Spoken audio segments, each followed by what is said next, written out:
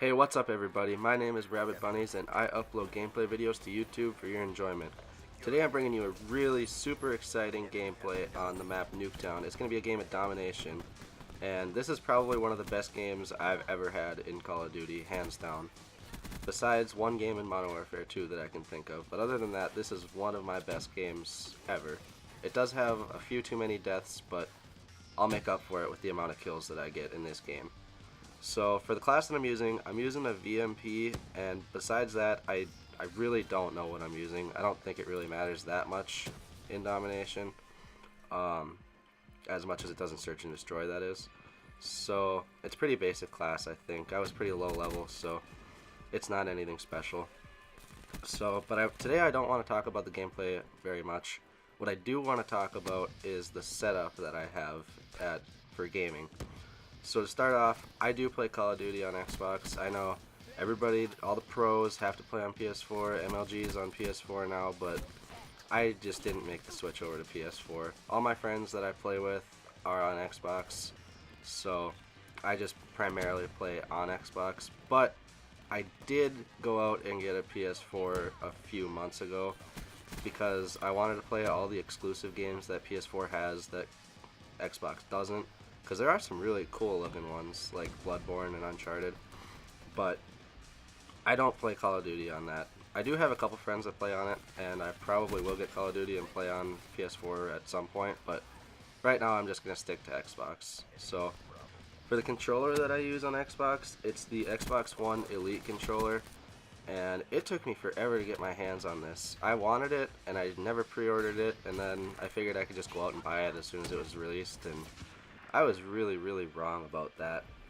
They ran out everywhere. Amazon didn't have them, GameStop didn't have them, GameStop Online didn't have them, Best Buy stores didn't have them, Best Buy Online didn't have them, so I really wanted this controller and I just couldn't get it. So I kind of forgot about it for a while, and then some of my friends were going to go to Best Buy and buy a Wii U, and we went, and I almost bought that, and then I just decided last second, nah, I'm not going to get that right now. And I happened to look at the Xbox stuff, and there it was, a couple of Xbox One Elite controllers sitting there, so I bought one.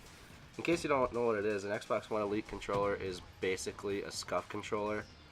It's just black and silver, and it's got 4 paddles on the back, and you can program pretty much every aspect of this controller, from how far down the triggers will pull to exactly which buttons you want mapped to the paddles on the back and how many paddles you want on the back. And you can change the thumbsticks out, they're all magnetic. You can change the D-pad, it can be like a circle thingy, that's magnetic. And you can also program pretty much everything about this controller. So it's a really nice controller, I like it a lot. I've been thoroughly enjoying it. It was a pretty big adjustment period switching from a regular old controller with no paddles on the back and no programmable features whatsoever to this controller, but now that I've switched to it, I feel like I'm a lot better at Call of Duty and a lot better at moving around in the game. And it's also helpful in other games like Gears of War. I found it to be pretty helpful, and that's pretty much all I've tried it in. I'll probably try it in Halo at some point, but I just haven't gotten to that yet. I've been pretty busy with Black Ops 3. So that's the Xbox and the controller. I have a Kinect. I know some people, like, it doesn't even come with a Kinect anymore, but I went out and got a Kinect because the voice features are really nice to have. Like, just being able to say, Xbox record that if you get a cool clip. And I just wanted a Kinect. It's really convenient, so you don't have to have one, but that's what I did because I just wanted one. So now at school, I game on a Vizio TV. I believe it's 24 inches. It's a flat screen, but I don't like it that much. I mean, it works, but at home I game on a monitor. I don't remember the name of the company, but it's really nice. I think it's a 3 millisecond response time, and that's not like the best you can get, but it's pretty fast compared to a TV, I believe. So I was home over Christmas break playing on that all break, and then I came back to school, and there was a noticeable difference in the response times. So I really kind of wish I would have brought that with me, but there's not really enough room here for it, so I'll just keep gaming on this TV. It works fine. And the Xbox I have is a 500 gigabyte Xbox, and to be honest, I have a lot of games, so I really kind of ran out of storage space, and I had to go out and get a new hard drive. So I went out and I got a 5 terabyte, I believe it's Seagate, not really sure, but I went out and got a 5 terabyte external hard drive, and that's really convenient because now I don't have to worry about anything. I download all my games. I don't go out and buy the disc versions because my internet here is fast enough so that I can just download them and not have to go out and get them, which, I don't know, that sounds really lazy, but it's also nice to just be able to not have to switch discs all the time, and it's super convenient. But I played with discs for pretty much 7 years, so I understand the discs. So moving on from that, my PS4, I haven't gotten anything special for that. It's the Destiny edition, so it's white with gold accents, and it's really cool. That was an impulse buy, besides the fact that I had wanted one prior to that, but the fact that it was the Destiny edition kind of pushed me towards that. And it's just got a regular old PS4 controller. It's white though. I don't know if that's special or not. I'm not a PS4 guy, but it's pretty neat looking. I like it a lot. The only game I have for it is Destiny because it came with it, and eventually I'll probably start buying the exclusives for it, but I just haven't gotten to that yet. And one of my friends at college brings his Black Ops 3 over, and he plays pretty much every day in my dorm room with me, and he has a bunch of people on PS4, so I'm probably gonna end up getting Black Ops 3 and play with him eventually, like this summer or something, but for now I'm just gonna stick to Xbox. So for the capture card that I use an Elgato HD60, I believe, and I really like this capture card. I'd always heard about capture cards and like Elgato, and I guess without doing any research I had Elgato as the top one in my head, but I didn't really know why I thought that besides hearing about it in other commentaries.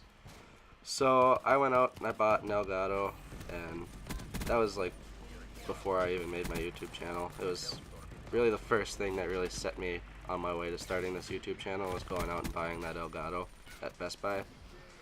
And I really like it. It's pretty easy to use. Like the program that you download to use it is really simple to use. You just hit record and it records.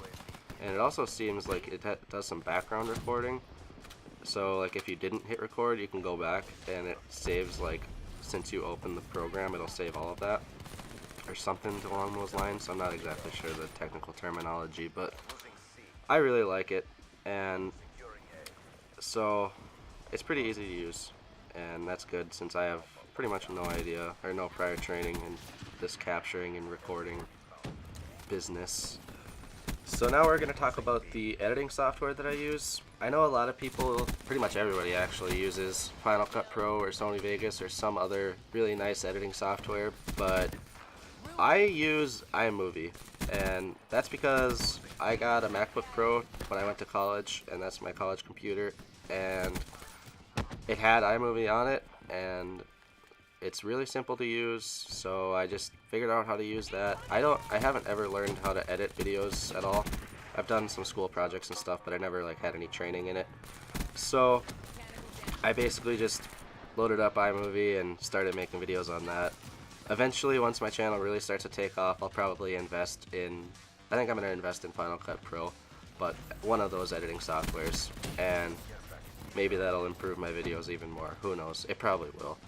Just because I think you can do a lot more on those. I haven't done much research into editing software, but anyways, moving on to the microphone that I use. This weekend I went out and I got a Blue Yeti microphone, and although I am sick right now and I probably sound really congested, I hope that this improves the audio quality a lot.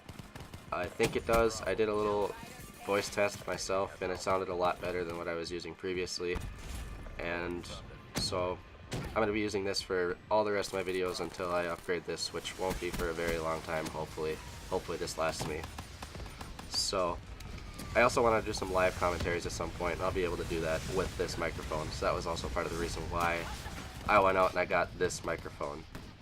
So moving on to the headset that I use.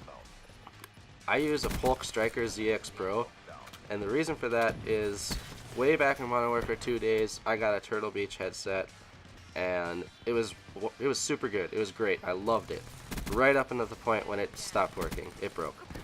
Actually, it didn't break. The head, like the earpiece, snapped off of the thing. So I was mad about that since I went out and spent money on it. So I went out to get another one, and I ended up getting a Triton. And I don't know if they're even a company anymore, but that was a pretty decent headset. I like that one a lot. But like the Turtle Beach, that one broke. It didn't snap, it just kind of quit working.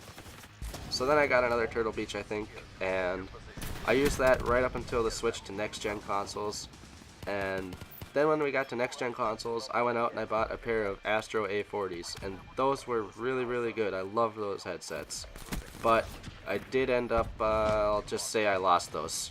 So after losing those, I went out and I got a pair of A50s, and those things, terrible sound quality, terrible voice quality, and I don't know if it was just the one or I don't think it's all of them. But anyways, I went out, I was mad about that, so I went out and did a little research, and I saw these Polk Striker ZX Pros, and they had good reviews, and one of my friends had a similar type, and he said that they were really nice. So I went out on Black Friday and I bought these, and these are my favorite pair. Like, this is my favorite headset I've ever had in my entire life. The audio quality is amazing. The voice quality when I'm talking to my friends is amazing. I actually made my first couple videos with this, and I don't know if it was amazing, but it wasn't bad. And so yeah, I love this headset. I'd recommend it to anybody. But anyways, guys, right here the match is just about to end. I don't know, you guys were watching the gameplay. I think it was pretty exciting. Right there I pull up the scoreboard. I had 10,000 points and 10,450 points. That's the first time I've ever done that in my life. And I had 70 kills, which is the second highest kill I've ever had. I had a 72 kill game in Modern Warfare 2 once. And 40 deaths. I know 40 deaths is really high, but it is also Nuketown, and I play super aggressively, so hopefully you guys can forgive me for that. Anyways, guys, thanks for watching the video. If you did enjoy it, make sure to leave a like, leave a comment, telling me some suggestions, and make sure to subscribe. This has been Rabbit Bunnies, and thank you for watching.